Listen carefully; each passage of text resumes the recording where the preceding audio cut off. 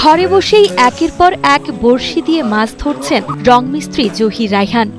প্রথম এই দৃশ্য দেখলে সবাই তাকে পাগল বলতো, তবে দিন পরিক্রমায় পাল্টে গেছে চিত্র। এখন পাগল বলার পরিবর্তে তার পাগলামিতেই যোগ দেন সবাই। কর্মব্যস্ত দিনের শেষে একটু অবসর পেলেই শখের পুকুরে মাছ ধরতে বসেন এই শৌখিন মানুষ। প্রাকৃতিক পরিবেশে ঘেরা পরিপাটি জহিরের বাড়ি, আর তার ঠিক সামনেই তার শখের ছোট্ট পুকুর। অবাক করার বিষয়, এই দৃশ্য দেখতে স্থানীয় অনেকেই প্রায়শই ছুটে আসেন তার বাড়িতে।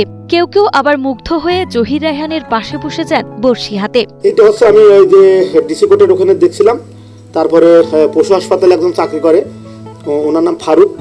তো ওনার বাড়িতে আমি এই সামনে পুকুর দেখছিলাম, তারপরে মনে হলো আসলে আমি করব। আর যখন আমি করি, আমার প্রতিবেশী বা আমার ভাই ভাগার পাগল বলছিল যে আসলে বাড়ির সামনে আরাম পালে খুঁজছে কেন। এখানে অনেক গভীর আর কি, 4 ফুট মতন গভীর এখন আছে।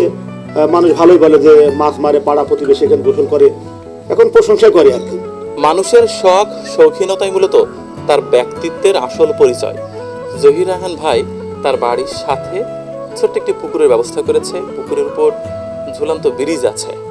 দেখুন, আপনি যত ক্লান্তই হন না কেন, যখন বাইরে থেকে বাড়িতে আসবেন তখন এই জলাশয়ের পাশে দাঁড়ালে আপনার মন ভালো হয়ে যাবে। ঝিনাইদহের সদর উপজেলার রামনগর গ্রামের বাসিন্দা জহির রায়হান। পেশায় রংমিস্ত্রি এই মানুষটি প্রায় ২০ বছর আগে নিজের জমানো টাকা দিয়ে ৮ শতক জমির উপর বাড়িটি তৈরি করেন। এরপর বিভিন্ন জায়গায় বাড়ির সামনে এমন ছোট পুকুর দেখে তিনি গভীরভাবে অনুপ্রাণিত হন। সেই শখ ও চিন্তা থেকেই ২০১০ সালে নিজের বাড়ির প্রবেশপথের সামনেই ১.৫ শতক জমির উপর ৪ ফুট গভীরতার একটি মিনি পুকুর খনন করেন। এই বাড়িটা আমি ২০ বছর হয়ে গেল গত হলে করেছি। আর এই পুকুরের যে বাড়ির সামনে যে পুকুরটা মিনি পুকুর বলা চলে, এটি ২০২১ করেছে আর কি। তো আমি বলবো যারা আর কি, যাদের বাড়ির সামনে জায়গা আছে, যদি ১ শতক ২ শতক করেন তাহলে কিন্তু এই মাছ হাটের থেকে না কিনলেও হবে। জহিরের এই শখের পুকুরে এখনো রুই, কাতলা, শিং, তেলাপিয়া সহ নানা প্রজাতির মাছের বাস। শখ মেটানোর পাশাপাশি এই পুকুরটি তার পরিবারের জন্য এক বড় আশীর্বাদ। জহির রায়হানের হাতে যখন টাকা থাকে না, তখন বাজারে যেতে না পারলে এই পুকুরের মাছ দিয়েই তার পরিবারের 7 সদস্যের খাবারের চাহিদা মেটান। এমনকি মাঝে মাঝে প্রতিবেশীদেরও তিনি এই পুকুরের তাজা মাছ উপহার দেন। সে সাথে মাছ ধরা শেষে সেই তাজা মাছ গরম তেলে ভেজে খাওয়ার আয়োজনও হয় মাঝে মাঝে, যেখানে স্থানীয় মানুষের সঙ্গে জহির রায়হানের জমে ওঠে দারুণ এক আড্ডা। তো আমার কাছে আসলে খুব ভালো লাগে যে বাড়ির ভিতরে এই ঘরে বসে মাছ ধরা যায়, নিজের কাছে আসলে খুব ভালো লাগে। এখানে আমি যখন হাটে যখন টাকা না থাকে বা বাজার করতে পারি না, তখন এখান থেকে মাছ মেরে খাই।